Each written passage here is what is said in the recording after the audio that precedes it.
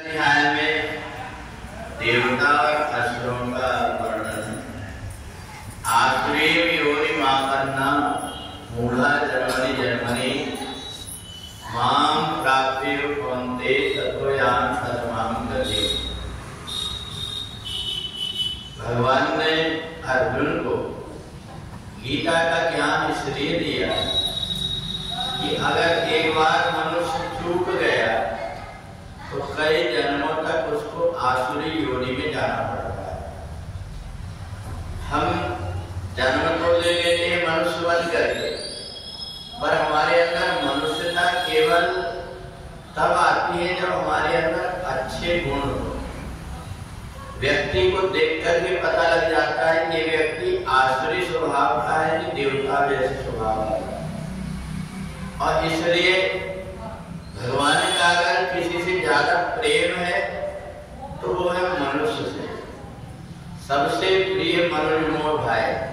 भगवान कहते हैं मनुष्य एक ऐसी योनि है जो मेरे को प्रिय है, और इस मनुष्य शरीर को प्राप्त करके व्यक्ति आसुरी योनि में फिर ना भटके, इसके लिए भगवान ने गीता का ज्ञान दिया कि जिसने गीता के ज्ञान को अपने हृदय में धारण कर लिया उसके अंदर के जितने प्रकार के बुरे संस्कार है वो निकल जाते हैं।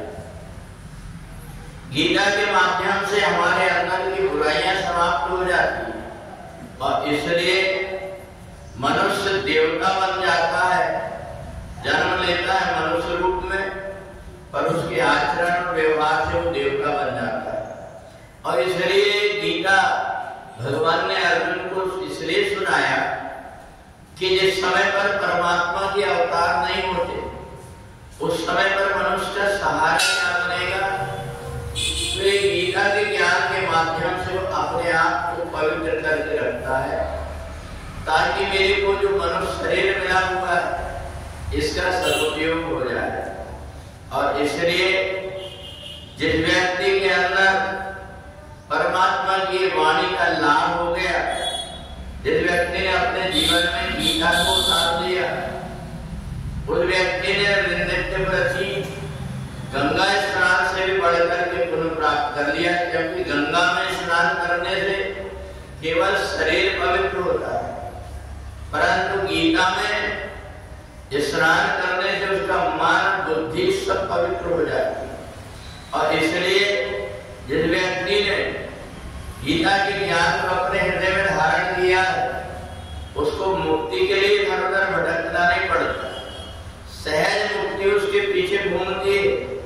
और जब भी उसका शरीर छोड़ता है उसी समय पर उसी देर इधर उधर न भटक करके मुक्ति को प्राप्त कर लेता है।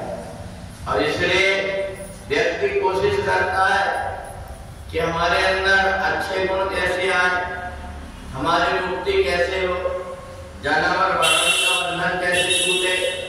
परंतु एक केवल 18 अध्याय की गीता है जिसको व्यक्ति को रोज पढ़ने का नियम बना ले, पढ़ ना पाए तो अगर सुन ले गीता को, इतने माध्यम से ही उसका उद्धार हो जाता है।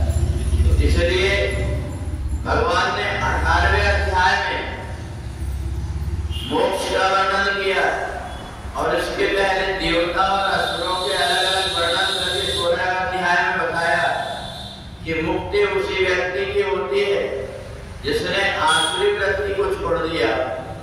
क्योंकि देवलोक में जब व्यक्ति पहुंचता है तो सब प्रकार से पवित्र होकर के कर्म के बंधन से छूट करके जाता है।